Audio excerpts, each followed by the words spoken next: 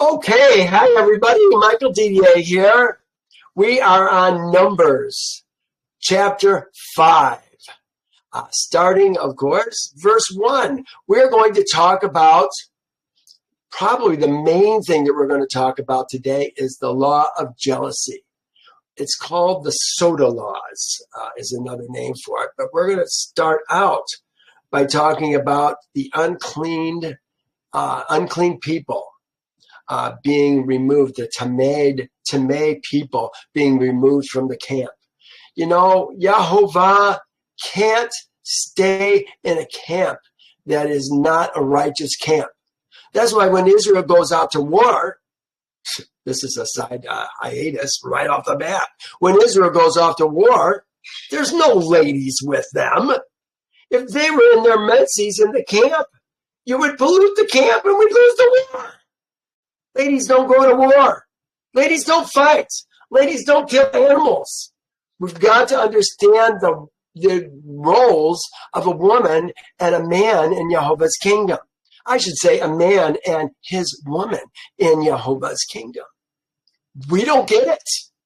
Today, hopefully, I'm going to help you understand a bit more about the role of a woman. And it's so interesting that it's going to come out in some of these things. Even next week, we're going to see it again. Well, let's go ahead and get started. It's verse. And Yehovah spoke to Moses saying, do you ever ask yourself, where did Yehovah speak to Moses? He's not on the mountain. He's not in the tent of meetings like they had outside the camp before the tabernacle was built. So now we have a tabernacle. I would tend to think that he is speaking to Moses in the tabernacle. But where? Is he in the Mishkan? Is he in the Holy of Holies? Is Moses even allowed in the Holy of Holies? I don't think so. Only Aaron and his sons are allowed in that portion of the tabernacle. In the tabernacle, there's the Holy of Holies and there's the holy place. They're not invited. They can't go. Moses can't go into the holy place. I think I was calling it the Holy of Holies. No, he can't go in the holy place. The place that has the table, the altar of incense, and the lampstand. He's not allowed in there. Aaron and his sons are allowed in there. So, I think, just for us to have better understanding, I hope that he is outside the tabernacle, probably between the tabernacle and the altar, next to the water place. What is that? What do they call that? Water reservoir. I'm spacing on it right now. But I think he's there. I think that's where Yehovah is talking to him. And we're going to see that. I think that's where the priest is going to bring the woman to. Remember, no women go in the tabernacle or into the court of the tabernacle right now. But that woman is going to go in there when she is being judged by the law of jealousy. Anyway, we'll see that as we go. Second verse. It says, command Israel's seed. Remember, we're not talking about the children of Israel. We're talking about men. Ezra men. Born again Ezra men. Spiritually born Ezra men. It says that they put out of the camp every leper. You know, we talked about this in 12. Numbers 12, we talked about leprosy, the leprous house, leprous clothing, and we saw that lepers needed to be put outside the camp. Well, here we are, reinforcing that same idea. Everyone who has a discharge, we talked about that in Leviticus 13. Remember, there was a Zav and a Zuv. The Zav was a natural discharge. An emission of semen during sex, a menses for a woman, a nighttime accident, for a man. Nighttime emission for a man. Those are all zav. And you don't get put out of the camp for a zav, but you do for a zuv. That is a unnatural, unhealthy issue from the body. For that, you get put out of the camp. And then it says, whoever becomes defiled by a corpse. Now, we haven't talked about that yet, but we are going to talk about it in Numbers 19. Whoever becomes defiled by a corpse. He says, you shall put out both male and female, zakar and nekabah. You shall put them outside the camp, that they may not defile their camp, in the midst of which I dwell. So zakar and nekabah, it doesn't matter what age, male or female, is what they're talking about. And Israel's seed did so, and put them outside the camp, as Yehovah spoke to Moses, so Israel's seed did. Now it says, changing gears. Then Yehovah spoke to Moses, saying, speak to Israel's seed. It says, when a man or a woman commits a sin, a kata'ah. Here it is on the left here. Speak to Israel's seed when a man, on the right.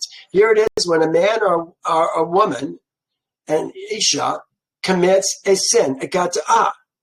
But now look what the rest of it says on the left. Commits any sin that men commit in unfaithfulness against Yehovah. Any sin that men, it actually says, here's what it actually says. Let me just read it to you. This, you know what? Because we don't know that, Yehovah never told a woman what sin is or not to sin. He never spoke to the women. He spoke to Israel's seed. He didn't speak to the foreigners. Didn't talk to any Egyptians. Didn't talk to any Americans. He spoke to Israel's seed. That's the only person he spoke to, Ezra men. That's the persons he speaks to now, Ezra men. No women.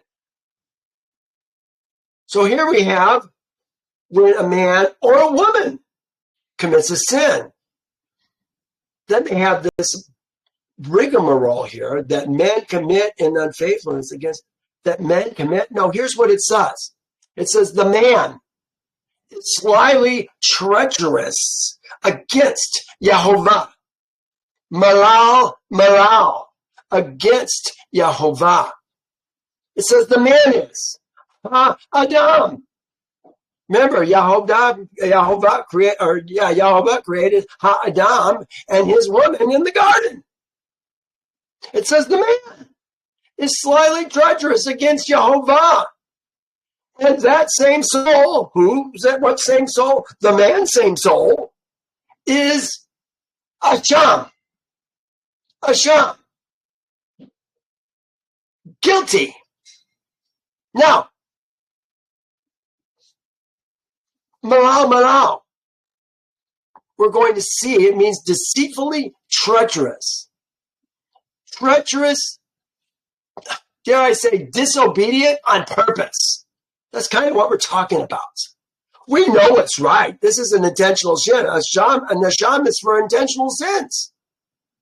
We know what we're doing, but we do it anyway. I got an example of that, and I'll give you in a minute. It's an intentional sin. And we're going to see this phrase, malal, used 3 times in this chapter. You do think that's an accident? No, this is not an accident. This is a teaching tool. But you can't see it if you don't look at the Hebrew to find out what it says. Instead, you think a woman can sin, and then she's sinning against Yehovah. No, let's get the right focus. Men follow Yehovah. Women follow their men. That's the correct focus. Now, I wrote an article. Here it is. It's called Her Sins Fall on Him. This is part of my, what do we call it? We call it the Unequally Yoked series. I have a series of 6 articles that I wrote on an unequally yoked couple. To understand this, we have to understand these things. Men serve Elohim. Women serve their man. If she sins, the sin falls on him, not her, on him. This is why a man has to get rid of a woman, give her a bill of divorce, if she won't follow her man, because she brings sin on her man. I wrote 2 articles about that. And then I wrote an article called His Desire is on Me. Oh my goodness, this comes directly from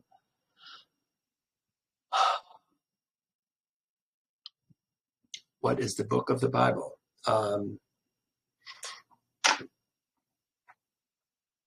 I've got to look it up. No, let's just go there. His sin falls on me. Where here it is.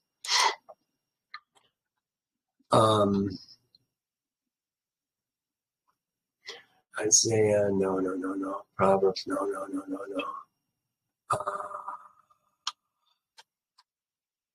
Oh shoot, I don't see it.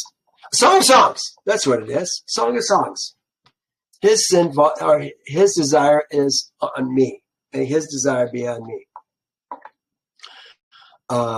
Yeah, that's a progressive of understandings, but to getting a mature understanding of that particular verse and that role of a woman having his desire be on me. Yeah, I'll let you read that. I had another article that was also really good about that. Covering Jezebel. I don't see it right offhand. Let's keep going. So, with that in mind, we said she sinned. She knew it was wrong. He knew it was wrong. Apparently, he let it happen. And now he's guilty. We're going to see that he's got responsibility. He, not she, has responsibilities to come to the temple and make it good. But there's something they have to do first. Let me read you my notes. I put, this is a great example of she is he. Remember, bone of my bone, flesh of my flesh. What she does, I do. It's on me. I follow Yehovah. My woman follows me. Tell you what, in this day and age, it's a hard time to find a woman who will follow her man. They're out there, but they're rare. Beautiful, beautiful women. So here's the Asham. This is where we learn about the Asham early on in Leviticus. It was for intentional sins. Not accidental sins, intentional sins. I put in Asham is an intentional sin. When one sins intentionally, no covering offering is to be made until after, no covering offering, they always want to call it atonement offering, it's a covering offering, is to be made until after the specific process is after a specific process is complete. Intentional sins requires confession of the sin, a restitution of what for what was wrongly done, and then and only then can the Asham offering be made. Now, let's find out. It says when a woman or a man commit a sin, like a woman can do that. Can she get we forgiven for it? No, it's on her man. And let's see who goes. Let's see who goes. It says, and he shall confess his sin, not she, which he has committed. And he shall make restitution for his trespass plus 1/5 of it, and give it to the one he has wronged. Now, let's say the woman did something. She stole her friend's vacuum cleaner. I'm just making things up. Okay? And didn't give it back. Now, her man, remember, it wasn't her friend's vacuum cleaner. Her friend's man was his vacuum cleaner. She was her friend is her friend's man. How do I say that? The man of her friend owns her and the vacuum cleaner. So the woman who took it, her man, because he did wrong, because she did it, and it's on him, he has to go to the man to make it good. But now he's got to add 1/5 of it. Now, just 2 days ago, I found out that the used vehicle that I bought, a 2006 Lincoln Navigator, 8 cylinders, one of the cylinders, one of the worst places for the cylinders on top of that, has a broken spark plug in it. It doesn't work.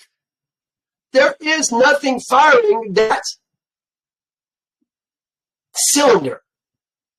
And the man that sold me the vehicle, he knew it.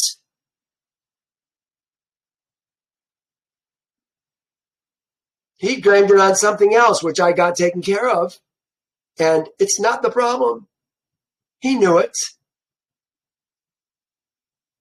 He did something wrong to me. And now he is Hashem. If he wants to make it right, he's got to pay for the vehicle or pay for the repair and a 5th addition to that to make it right. This is how God's kingdom works. This is how Yehovah's kingdom works.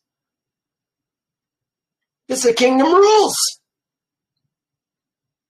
And it says, but if the man has no relative, oh, here, do I have any? No, I don't have any notes on that. It says, if the man has no relative, I'm the man. If the man has no relative to whom restitution may be made for the wrong, the restitution for the wrong must go to Yehovah for the priest. Now, I have a relative. My son lives with me right now. He would receive the $1,000 or $1,500 that it's going to cost me to repair that spark plug, plus a 5th. What's a 5th of 20% of 20, 30, $300, plus another $300 for trouble. Now, if I didn't have a son, it could go to the priest. This is in Yehovah's kingdom, of course. We don't have priests.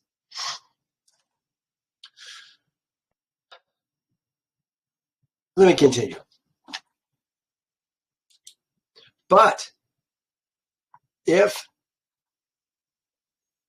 the man, here we are, the Ish, has no relative to whom make the restitution for the wrong, the restitution for the wrong must go to Yehovah, the priest. In addition to the covering ram, this is really what it says. This is the ram covering. The ram, the covering. Ram, the covering.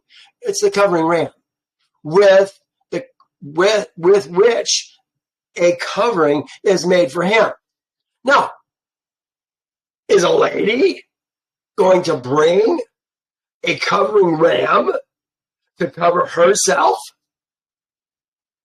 I mean, just think this through for yourself. No, it's the man who's going to bring the covering ram for himself as a covering. Because the sin is on him, even though his woman did it. See, this is why women have to have a covering. What do? We send our women off to college. We send our women off to work. It's no wonder there's problems in the world. We are stupid and don't protect our women, our most precious possessions.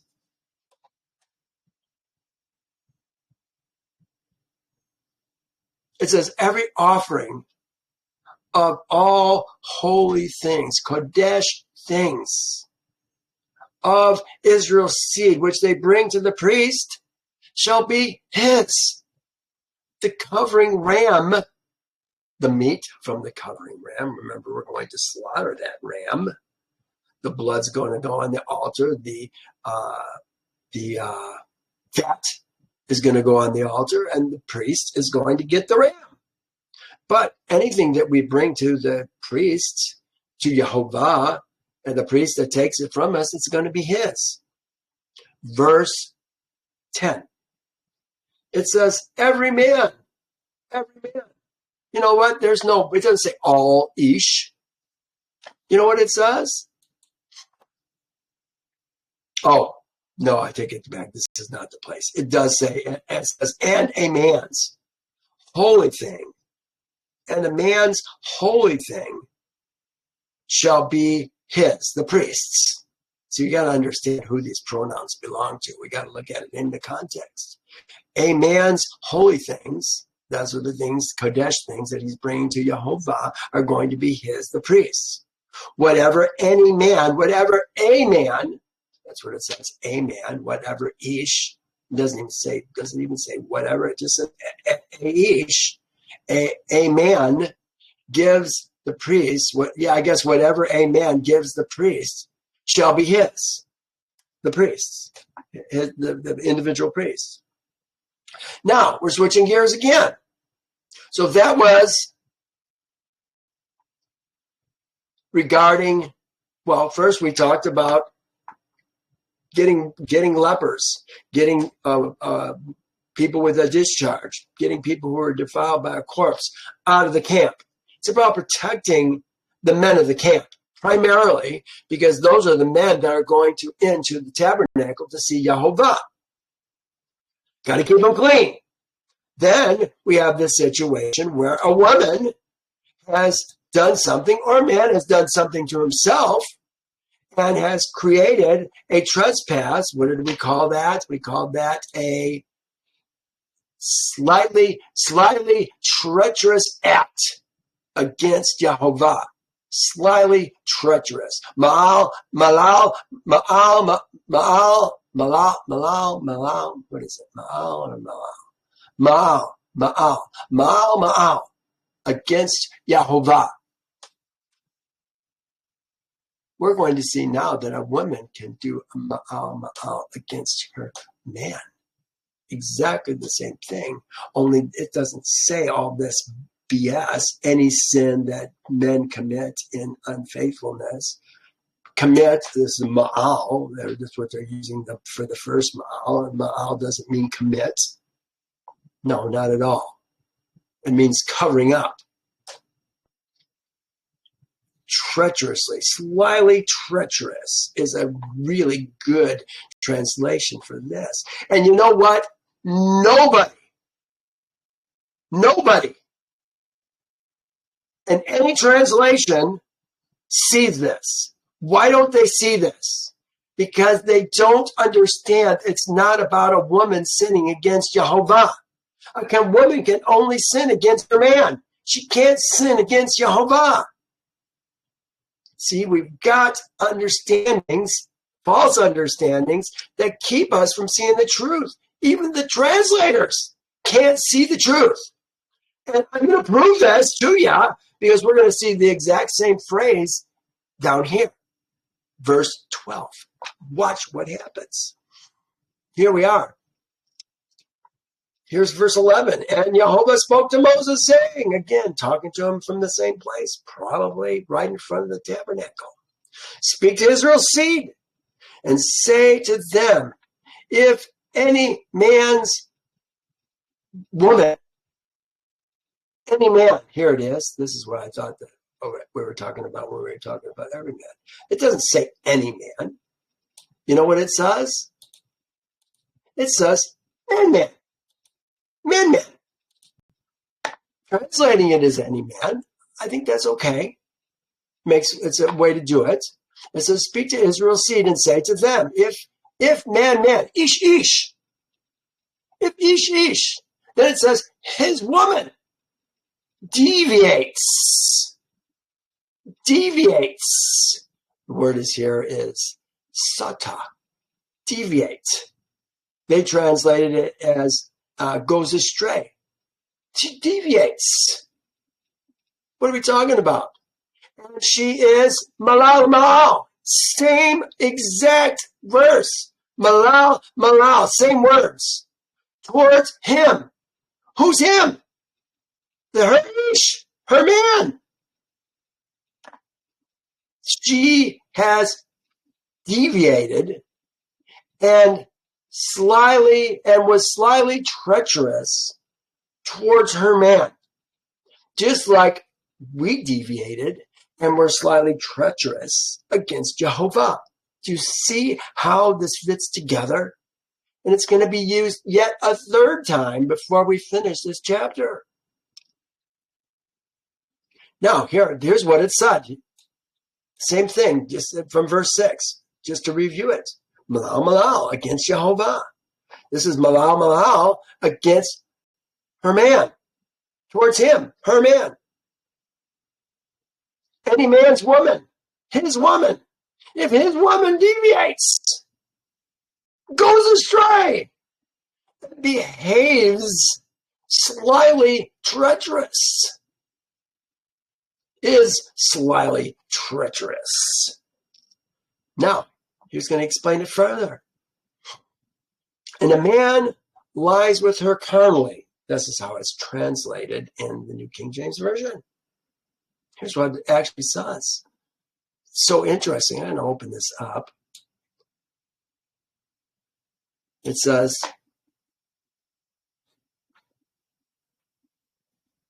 a man lies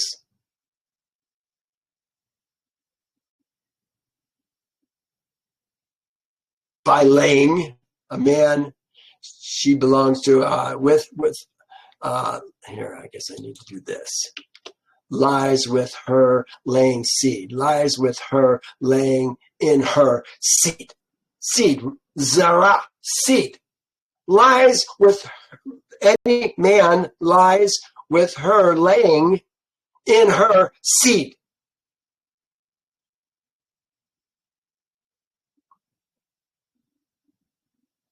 Interesting that it doesn't say that she lied with that man, does it? It says the man lies with her. See, all these things we have to think about. Carnally, that's putting seed in her. Would that be carnal? Yeah, laying seed in her, that'd be pretty carnal, I'd say. That's why they say carnally.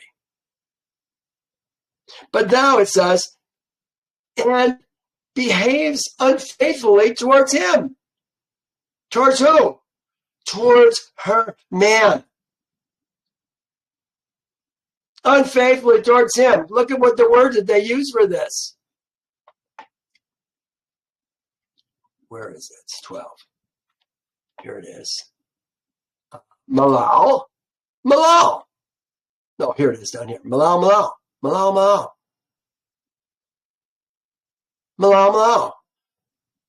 And she is slyly treacherous towards him. Towards who? Towards her man. If any man's, here, maybe I should do this. Any man's. There is no word for wife in Torah.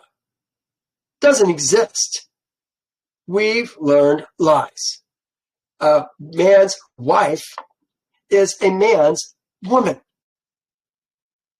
This says woman. Here it is right here. His woman. His woman. Not his wife. Goes astray, deviates. She is slyly treacherous against him. Do you see? It's exactly the same way that we just saw above.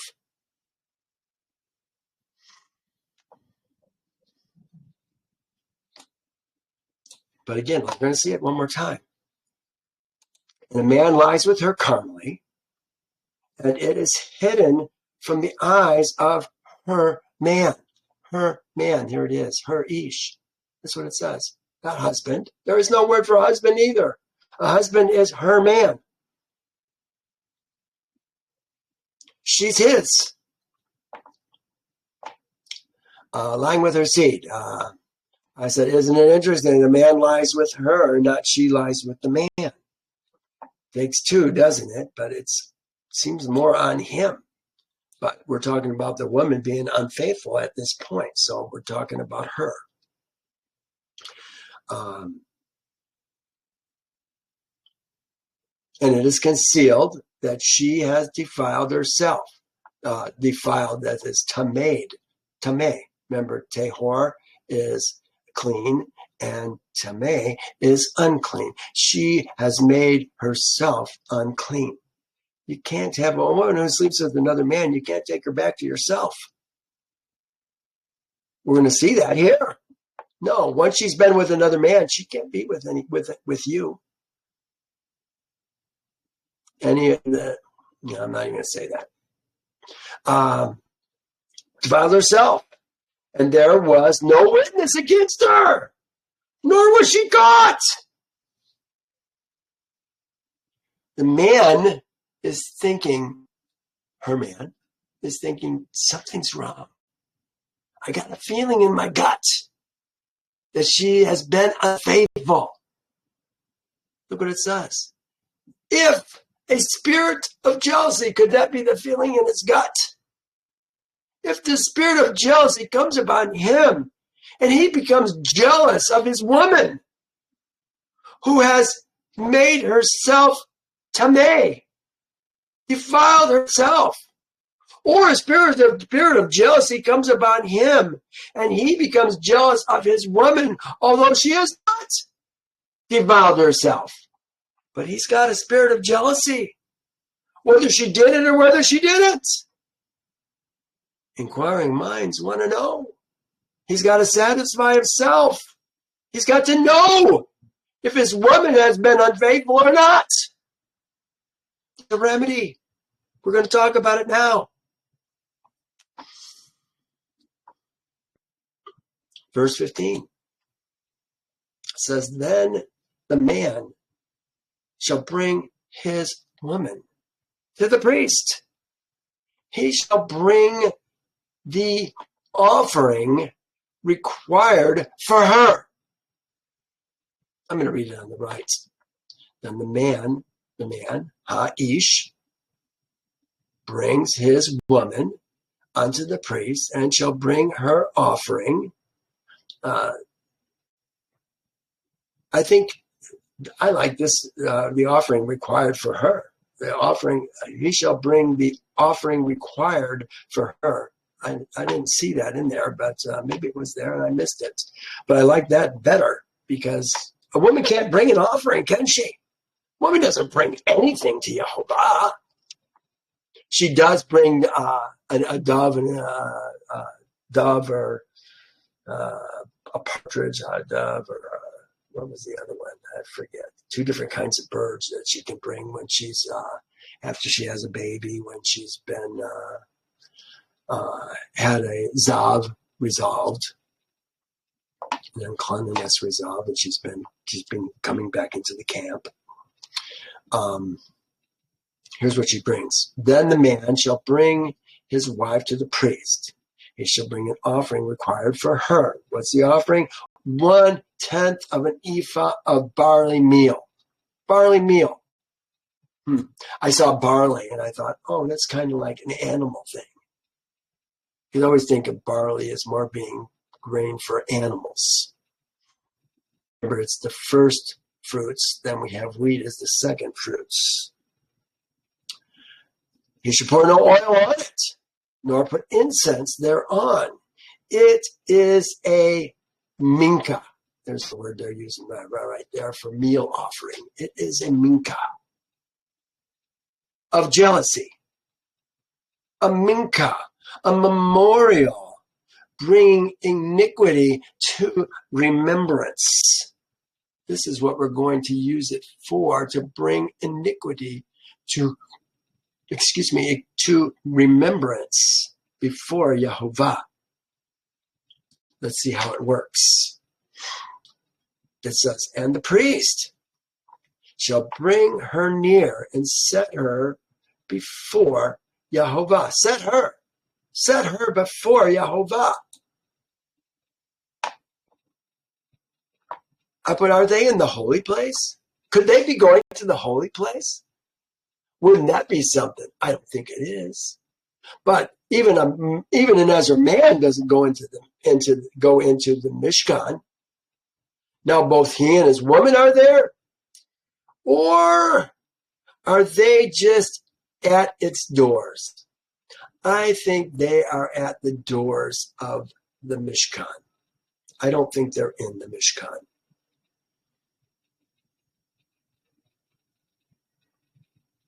You know, he's got to bring his woman too, and she's not in her menses, doesn't she? Because a woman in her menses can't go into the tabernacle ever. So even if he's got this jealous spirit, he's going to have to wait till her menses is over with. Because she's got to be as clean as she can be, even if she is a whore, a harlot, a deceitful woman, a slyly treacherous woman. The priest shall take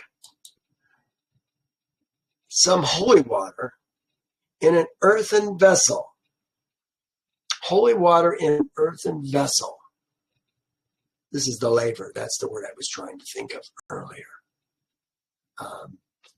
In an earthen vessel. Where does he get the holy water? And take some of the dust that is on the floor of the Mishkan. They have tabernacle. You can always look that up, because sometimes it's the tent of meetings and sometimes it's the tabernacle. This happens to be the tabernacle, which is the word Mishkan. And put it in the water. So he gets water from, I think, the laver, which they're standing right next to. Puts it in a vessel, an earthen vessel. Then he goes into the tabernacle, grabs some of the dirt from the floor, plops it in the vessel, plops it in the water. It says, put it in the water. This is, but this holy water, the word they have to do it is water holy. It's Mayim Kadosh. Mayim Kadosh. And it uses Kadosh in Kedoshim.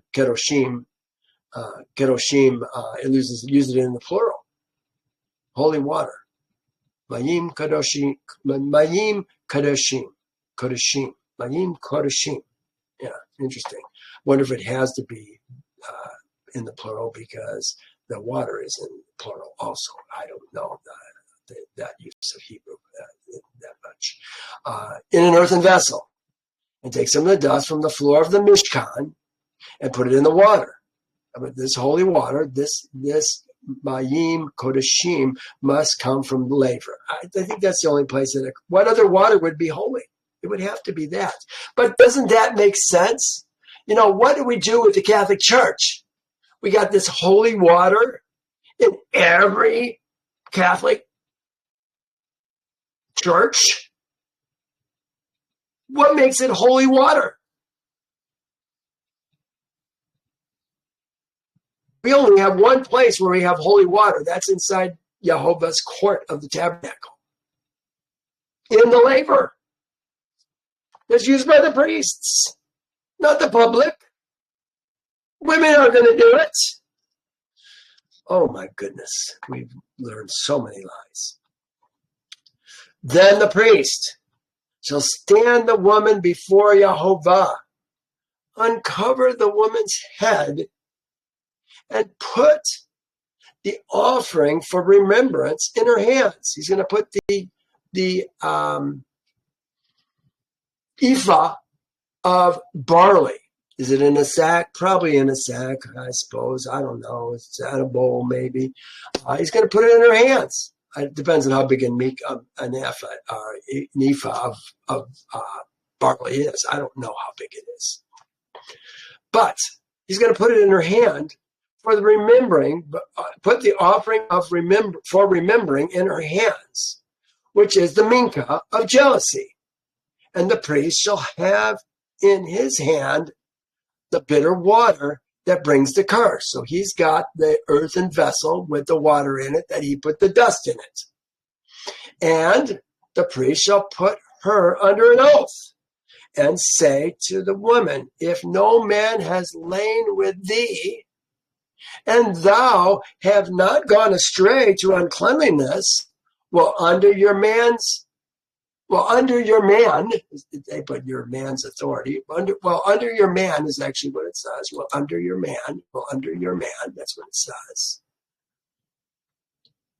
It says, be free from the water of embitterment that brings the curse. Water,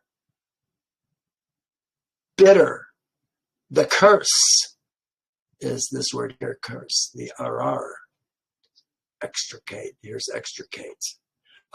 Primary source, which is to separate, literally to curse, to denounce evil against, or to implicate on evil on. Hence, to testify utterly, to abhor, to abominate. This is not a good thing. But if you have gone astray, under your man's authority,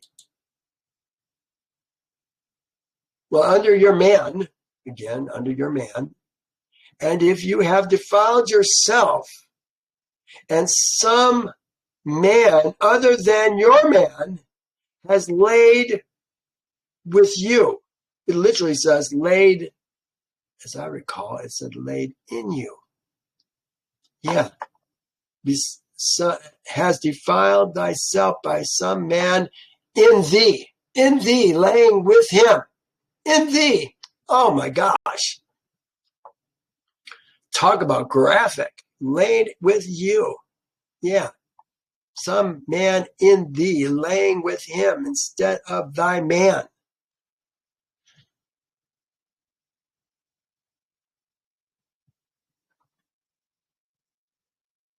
Then the priest shall put the woman under an oath of the curse.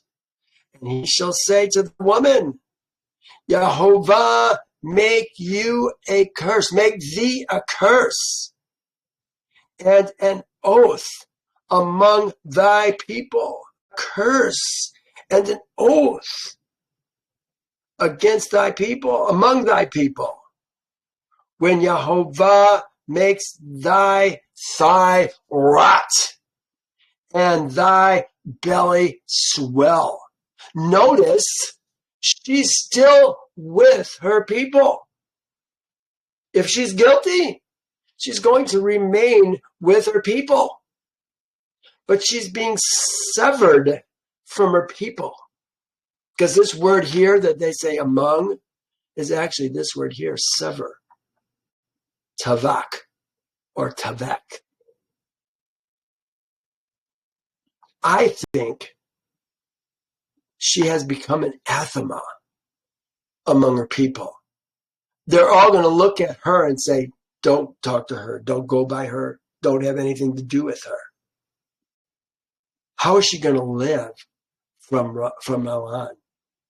I would have suggested in the past that maybe she would become a harlot.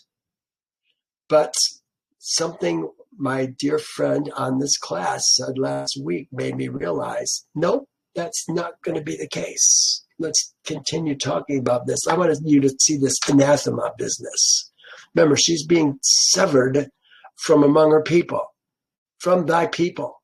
They're still thy people, but she's severed from them. It says, she's not being kicked out of Israel. She's being severed from the people. What is she going to do? Here's an anathema.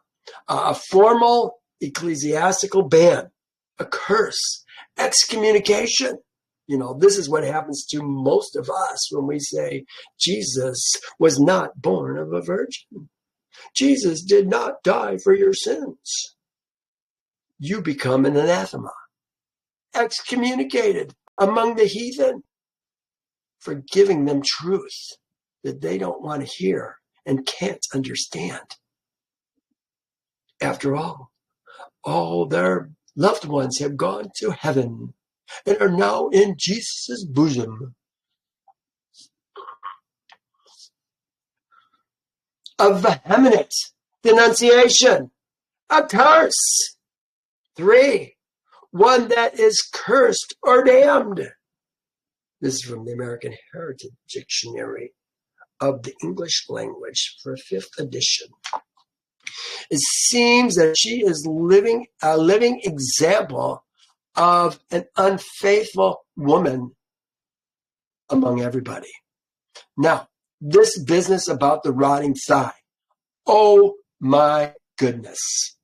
Let me show you something, and I think you're going to be amazed.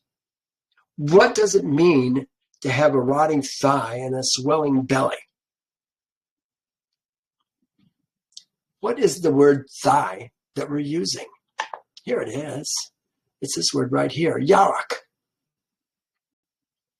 This is the first time I saw it used. So the servant put his hand under the Yarach of Abraham, his master, and swore to him concerning this matter. Ooh, we looked at that. We thought, that's interesting. Now look at this. And this is in 46. All the persons, this is the ones who are going into Israel. Just before we went into Israel. These are all the people that went. All the persons who went with Jacob to Egypt. Oh, I said Israel, to Egypt with Jacob, who came from his loins. Look at what it says. Yarach, same word. His privates. Besides Jacob's sons' women, they weren't named. They didn't come from his privates. They came from other men's privates. Were 66 persons in all. Of course, they only gave us 65 people in that list because Yehovah was in uterus at the time. She went into Egypt in her mom. Here's another one. This is Exodus 1.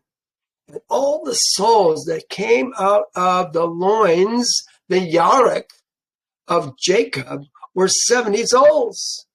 Oh, okay, there we go, 70 souls. It was actually 69 that were named. For Joseph was in Egypt already. Oh, all right, well, whatever it was. They had an extra number. So there's the word Yarach. It's a euphemism for the generative parts. That's Strong's. Here is Ancient Hebrew Lexicon of the Bible. It says, combine these mean man covered, the reproductive organs of a male, including the lower abdomen, which are always covered. Now, look at this translation of this particular verse in the Complete Jewish Bible. They said, I'm just going to jump to the end, making your private parts shrivel and your abdomen swell up. You see that? They saw it. They weren't saying thigh. They knew it was a euphemism. And now we're talking about her private parts. Shrivel. Oh my Elohim. This woman is not going to be a prostitute. Not with a shriveled vulva. No. What is she going to do? She's probably going to starve. I can't imagine anything she can do. Maybe the most pitiful job, feeding pigs, feeding lowlife, and making a living that way, living in a tent by herself, perhaps, is the only way she's going to survive. But she's not going to be a prostitute. Not going to happen. And isn't it fitting that this woman who gave herself to another man gets a shriveled vulva? Ha! Talk about just desserts. Let's go on. And may this water that causes the curse go into your stomach and make your belly swell and your thigh rot, your yarek rot. Same word we're talking about, yarek. Then the priest shall write these curses. Oh, did I not finish that note? I want to finish this note. Yeah, let's finish this note because I got through the definitions, but I wanted to, and I got this. Oh no, I guess I did finish it. Okay, we're good. Then the priest shall write these curses in a book, on a paper. The word they're using is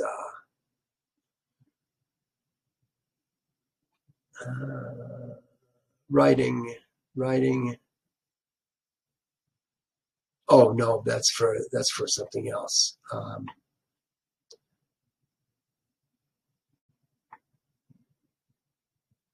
It says he shall write them, these curses, in a book. So he's writing them on something. And then it says he shall scrape them off in the bitter water. Scrape them. That's what we're talking about here is writing, book, rubbing, stroking them off. It looks to me like he's going to write it on some kind of a piece of paper. He's going to put the paper in the water, and he's going to blot off the water. It says, scrape them off in the water. You know, scrape them off. I see scrape, it makes me think more like he's damaging the paper.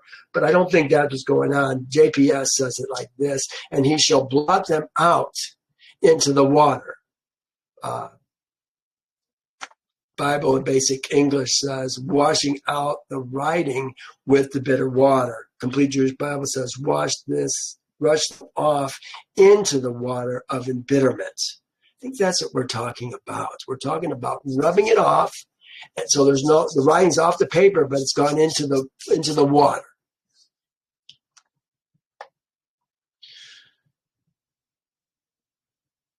Verse 24. And he shall make the woman drink the water, the bitter water that brings the curse. And the water that brings the curse shall enter into her to become bitter.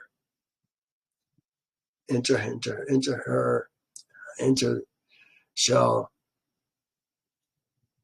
embittered water shall enter her. Maybe that's what it's more like. Then the priest shall take the minka of jealousy from the woman's hand. Remember, she was holding the minka, and she'll wave the offering before Yehovah and bring it to the altar. So he's going to take the ephah of barley, wave it before Yehovah, then he's going to take it to the altar, put his hand in it, put a handful of the barley into the fire.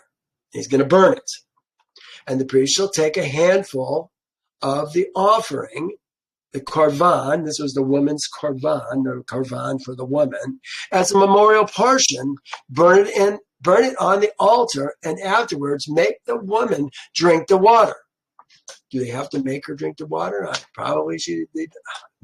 can't imagine that this woman's going to be terribly cooperative at this point. Maybe I'm mistaken. Then it says, when he's made her drink the water, then it shall be, if she has defiled herself and behaved unfaithfully towards her husband, towards her man. Can you guess what that word is, you guys? Malal, malal. There it is again. If she has been slightly treacherous toward her man, against her man, here it is, against her man, her ish. Her ish, this says her right here. Her ish.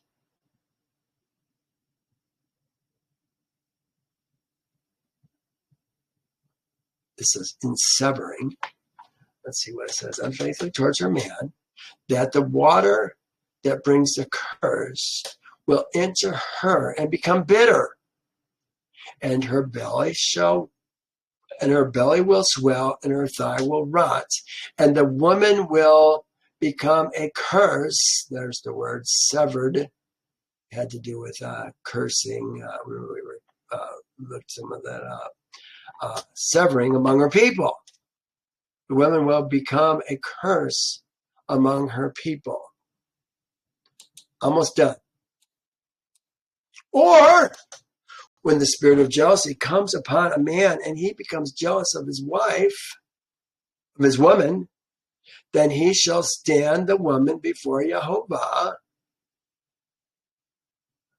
Now, what happened if the woman is not guilty? Or if the spirit of jealousy comes upon the man and he becomes jealous of his woman, then he shall stand the woman before Yehovah, and the priest shall execute all this law. I think it's verse 24. What did I miss? 25. Thank you. Yeah, because we missed the other half of it. So wave the offering before Yehovah. No, that's not it, but it's here. It's going to start with 28. Yeah, okay. There it is. I have put it in green. But, thanks so much. I appreciate that, Wayne. But if the woman has not defiled herself and is clean, she's not tamei. She hasn't defiled herself. She hasn't been malal, treacherously deceitful against her man, then she shall be free and may conceive children. Now I had the idea that this woman could never be divorced again or could never be given a bill of divorce. But I was wrong because it doesn't say anything about that. Look what it says. This is the law of jealousy. When a woman, while under her man, goes astray and defiles herself, tameis herself.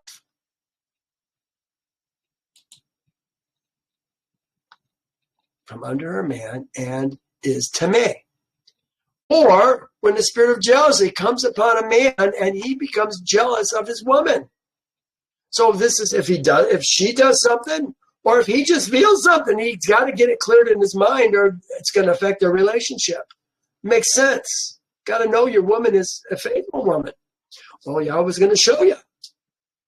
And he becomes jealous of his woman, then he shall stand the woman before Yehovah, and the priest shall execute all this law upon her. Then the man shall be free from iniquity. The man shall be free from iniquity. Do you think that if he took a woman who had been sleeping with someone else back to himself, that would be a good thing? No, you can't take a woman who's taken another man. You have one woman, she goes to another man, and that comes back to you. That's not going to work. In this world today, this is what they do, isn't it? Free love. Then the man shall be free from iniquity, but the woman shall bear her guilt. And that's where we're going to stop it today. The man shall be guiltless, and the woman shall bear her perversity.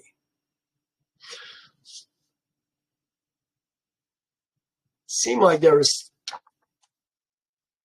the woman who's bringing sin on her man and the woman who's sleeping with her man. These are all about protecting the man so that he does not jeopardize his relationship with the Father. Here we were just reading, what was that verse? Then the man shall be free from iniquity.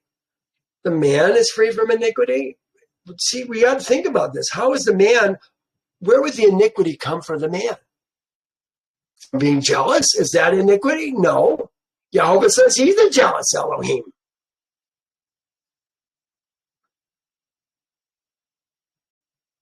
No, I don't think that's it. Where's the iniquity? I think it might be from sleeping with her after she's been with another man, perhaps. Then the man shall be free from iniquity, and the woman shall bear her guilt. She shall bear her perversity. They say guilt. Funny how they make asham guilt. They transfer asham as guilt, and here they transfer this word avan as guilt in this verse instead of perversity. Would he be guiltless if he suspected that something was amiss and did not bring his woman to the priest? I think not. I don't think so. I think he would be guilty if he were to sleep with her after. Some of these things I have to just put out as kind of my thoughts. And that's how I put it. Would he be guiltless if he suspected that something was amiss and did not bring his woman to the priest? Would he be guiltless? I know that's hard because I've got a double negative in there, isn't it? I don't think he would be guiltless.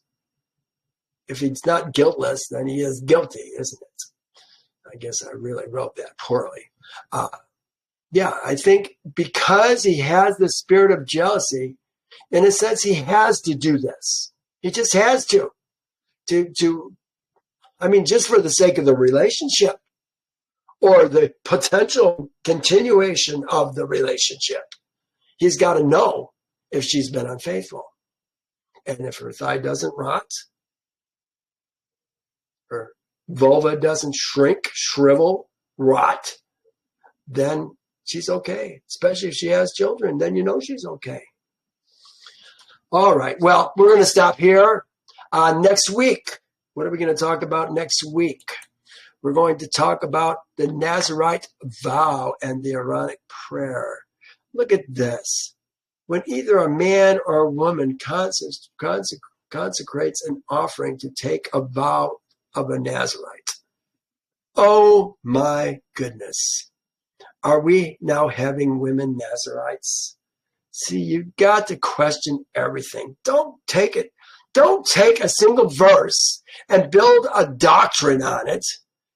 Think, engage your mind, and see what the rest of the scriptures have to say about something as foolish as this. Well, we're going to talk about it next week. You guys, thank you for joining me, and I hope you'll be here next week. I hope you'll at least listen to what I've written next week. And we'll talk to you then. Bye now.